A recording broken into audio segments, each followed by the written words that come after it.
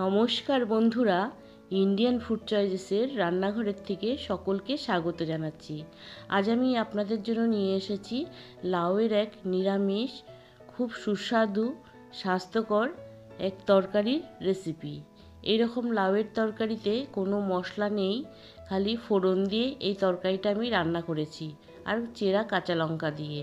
দেখুন তরকারিটার কালারটা কি সুন্দর হয়েছে, খেতে কিন্তু ভীষণ ভালো লাগে। আর এটা কিন্তু শরীরের জন্য খুবই ভালো।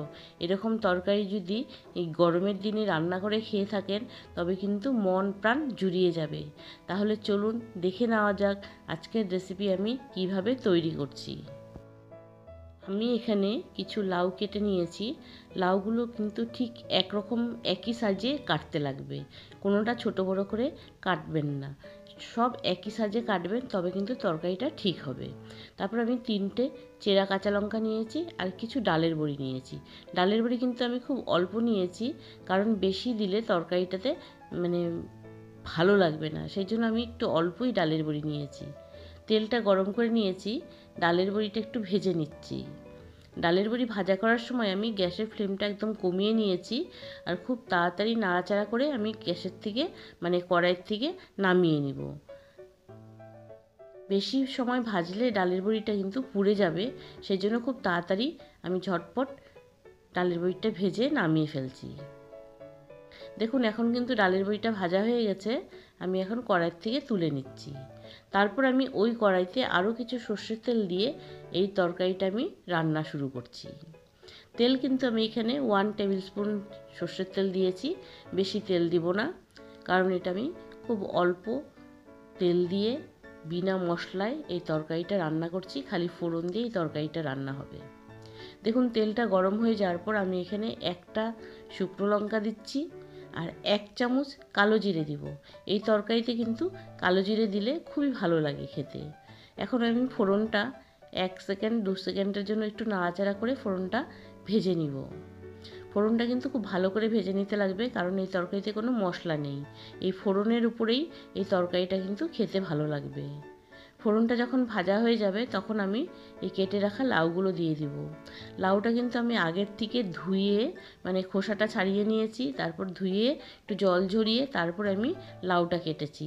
লাউয়ের মধ্যে কোনো জল আমি রাখিনি, এভাবে একটু শুকনো শুকনো করে রাখলে তরকারিটা কিন্তু খুব ভালো লাগবে। এবার কিন্তু আমি তেলের সাথে লাউটা ভালো করে মিশিয়ে দিয়েছি। তারপরে এখানে আমি 3টে চেরা কাঁচা লঙ্কা দিয়ে দিলাম। তারপর একটু নাড়াচাড়া করে আমি এর মধ্যে স্বাদ অনুযায়ী 1 চামচ আর একটু নুন দিয়ে দিচ্ছি, আর একটুখানি সামান্য হলুদের গুঁড়ো দিচ্ছি, কারণ এই তরকারিটা হলুদ ছাড়া রান্না করে, কিন্তু আমি হলুদ ছাড়া তরকারি রান্না করি না, কারণ একটুখানি আমি হলুদ দিয়ে তরকারিটা রান্না করছি। এই তরকারিটা একটু সবুজ সবুজ রঙের হয়, দেখতে কিন্তু খুবই ভালো লাগে। দেখুন এখন তরকারিটা কিন্তু কষিয়ে নিচ্ছি। তরকারিটা কিন্তু ভালো করে কষিয়ে নিতে লাগবে। লাউটা যখন মজে যাবে তখন কিন্তু তরকারিটা ভালো করে কষানো হয়ে যাবে। এরকম করে মোটামুটি 3-4 মিনিট আমি তরকারিটা কিন্তু কষিয়ে নিয়েছি। লাউটা যখন মজে যাবে তখন আমি এর মধ্যে ঝোলের জন্য গরম জল দেব।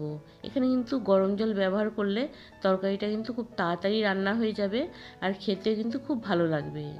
দেখুন এখন কিন্তু তরকারিটা সম্পূর্ণ কষানো হয়ে গেছে। এখন আমি এর মধ্যে ঝোলের জন্য গরম জল দিচ্ছি। জলটা কিন্তু ঠিক মাপে দিতে লাগবে, কারণ এই লাউয়ের তরকারিতে জল আর লাউ সমান পরিমাণে দিতে লাগে। জলটা বেশি দিলে লাউ হয়তো ভাববেন যে লাউটা একটু ডুবিয়ে দিব, তা হবে না, কিন্তু লাউ আর জল সমান সমান জল দিতে লাগবে। জলের মাপটা যদি সঠিক না হয় তবে কিন্তু লাউটা বেশি গলে যাবে, তরকারিটা কিন্তু খেতে তখন ভালো লাগবে না। এই জন্য জলটা কিন্তু খুব ঠিক বুঝে দিতে লাগবে। এখন কিন্তু ঝোলটা ফুটে এসেছে, আমি একটু তরকারিটা ভালো করে নাড়াচাড়া করে দিচ্ছি। এখন তরকারিটা ভালো করে নাড়াচাড়া করে দিচ্ছি।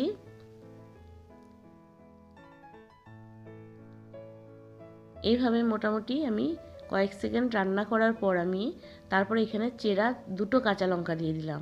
এই সময় কাঁচা লঙ্কা দিলে তরকারিতে একটা সুন্দর গন্ধ আসবে এই কাঁচা লঙ্কার।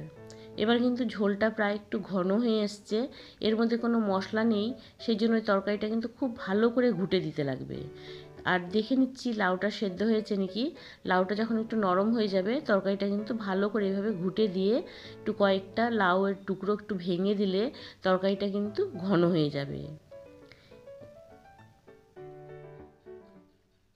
তারপর এখন আমি এর মধ্যে ডালের বড়িগুলো দিয়ে দিচ্ছি। আর আমি এখানে কয়েকটা ডালের বড়ি একটু ভেঙে নিয়েছি। একটু ভাঙ্গা ডালের বড়ি দিয়ে তরকারিটাতে রান্না করলে তরকারিটা একটু ঘন হয়ে যাবে। এবার এই ডালের বড়িটা দিয়ে ঝোলের মধ্যে ভালো করে একটু নাড়াচাড়া করে দিচ্ছি। এই ডালের বড়িটা দিয়ে বেশি সময় রান্না করব না, মোটামুটি 2-3 মিনিট একটু নাড়াচাড়া করে তরকারিটা রান্না করে নেব। এখন কিন্তু তরকারিটা রান্না হয়ে গেছে, দেখুন ঝোলটা কিন্তু ঘন হয়ে গেছে আর সব লাউ সেদ্ধ হয়ে গেছে। এই অবস্থায় নামিয়ে ফেলতে লাগবে। বেশি সময় রান্না করলে এই ঝোলটা কিন্তু শুকিয়ে যাবে, কারণ ডালের বড়িতে ঝোলটা শুকিয়ে নেবে। সেই জন্য খুব তাড়াতাড়ি এটা নামিয়ে ফেলতে লাগবে। দেখুন তরকারিটা কিন্তু এরকমই থাকবে, একটু ঝোল ঝোল। এরকম অবস্থায় গরম গরম ভাতের সাথে খেয়ে দেখবেন খুব ভালো লাগবে। এরকম তরকারি দিয়ে দুপুরবেলা আপনারা গরম ভাতের সাথে খাবেন, খুব ভালো লাগবে। আশা করছি এই রেসিপিটা আপনাদের সকলের কাছে ভালো লেগেছে। যদি ভালো লেগে থাকে তবে নতুন বন্ধুদের কাছে অনুরোধ করছি চ্যানেলটিকে সাবস্ক্রাইব করার জন্য। আজ তাহলে এখানেই রাখছি, আরেক কোনো নতুন রেসিপি নিয়ে আপনাদের কাছে আসব। আপনারা ভালো থাকুন, আপনারা সুস্থ থাকুন। ধন্যবাদ বন্ধুরা এই সম্পূর্ণ ভিডিওটা দেখার জন্য আর এতক্ষণ সময় আমার সাথে থাকার জন্য ধন্যবাদ। দেখুন বন্ধুরা তরকারিটা কি সুন্দর হয়েছে, কি সুন্দর কালার হয়েছে। এইরকম তরকারি দিয়ে খেলে কিন্তু সত্যি শরীর খুব ভালো থাকবে। আপনারা অবশ্যই তরকারিটা একবার রান্না করে খেয়ে দেখবেন, ভীষণ ভালো লাগবে।